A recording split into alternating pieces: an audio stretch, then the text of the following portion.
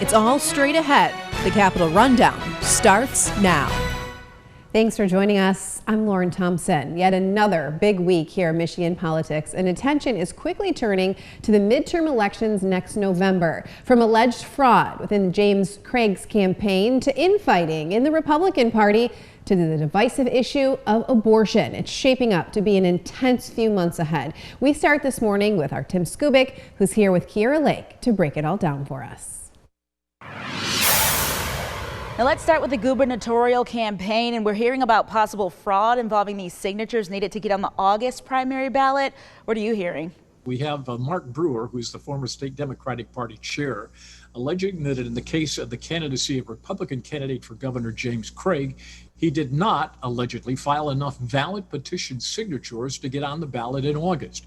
He needed to turn in 15,000. The Craig campaign says they turned in over 21,000. What's the problem? Brewer says there's a lot of forgeries. That's what the problem is, and you shouldn't be on the ballot. Now, the lawyers for Mr. Craig have filed a complaint and a rebuttal, if you will, with the state.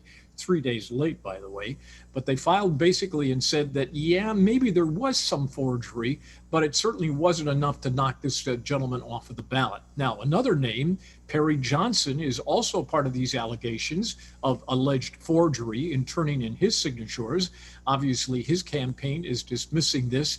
His campaign manager called it basically plain politics and trying to basically defraud Mr. Johnson from getting on the ballot. His attorney says not one single forgery has been found. And of course, the attorneys that filed the suit, the Democratic attorneys that filed suit against Mr. Johnson, say just the opposite. Now, how do we resolve all of this is the good question. The State Board of Canvassers on May the 26th will sit down and try to sort through all of these allegations. Brewer, by the way, says he turned in over 200 pages of proof that there was forgery. And so the canvassers will decide. If they decide enough valid signatures were turned in, these two gentlemen, two Republicans, will be on the ballot. If not, they'll find something else to do this summer because they'll be off the ballot. And that would be unprecedented. It would be huge and would change the entire dynamics in the race for governor on the Republican side. Huge story here. All right, Tim, and staying on the topic of elections, now we're seeing Republicans battling with Republicans over the impact of Donald Trump in our state. Now, what's the big deal? What's the debate about? Yeah, well, here's the deal. If you're an incumbent Republican member of the Michigan House, the tradition is you don't get a primary opponent. You get to take basically the summer off and do whatever you want to do. Play golf, go to the cottage, take the kids to the fair, do whatever you can slide through. Well, as it turns out, there are 19 Republican incumbents who find themselves not in that boat, but in a completely different boat. They have opponents, and many of them are supported by Donald Trump, which means you've got a little battle going on in the House Republican caucus over Trump candidates versus regular incumbent candidates, and it can get ugly, and it is ugly. And the bottom line is Democrats are sitting back and watching all of this and going, wow, there must be a God, and she must be a Democrat, because this really plays into our hands. And so you've got an internal struggle going on with the Republicans who should be focusing on the Democrats, but now instead they're focusing on each other. Another huge political story. And Tim, earlier this week, we learned that the House voted to put term limits on the ballot. Now, what does that mean for lawmakers here across Michigan? Well, for years, 1992 was the day that Michigan voters said yes to term limits, and Michigan has some of the most stringent term limits in the nation. What the Michigan House and Senate did this week was they put on the ballot for voters to decide in November some changes to the term limit law, basically saying that if you want to serve 12 years in the Michigan House consecutively, you would be able to do that under this new proposal.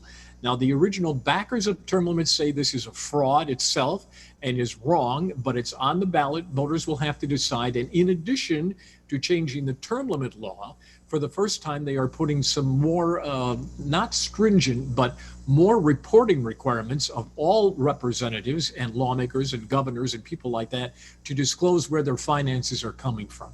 So it's a two-pronged effort that will be on the ballot in November.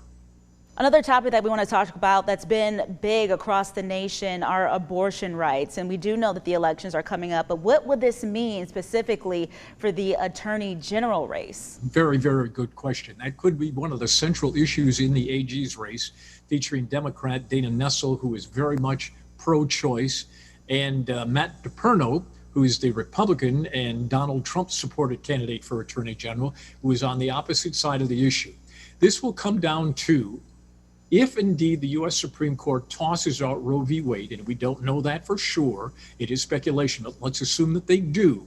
The question politically is, will more Democrats be motivated to vote because of that, or will more Republicans be motivated to vote? We simply do not know until we count noses on Election Day. But the polling data seems to suggest that it gives a bit of an edge to the Democrats on voter turnout. So this abortion issue not only affects the women in this country from a personal standpoint, but from a political standpoint, it also has implications, and it could determine who is the next state attorney general.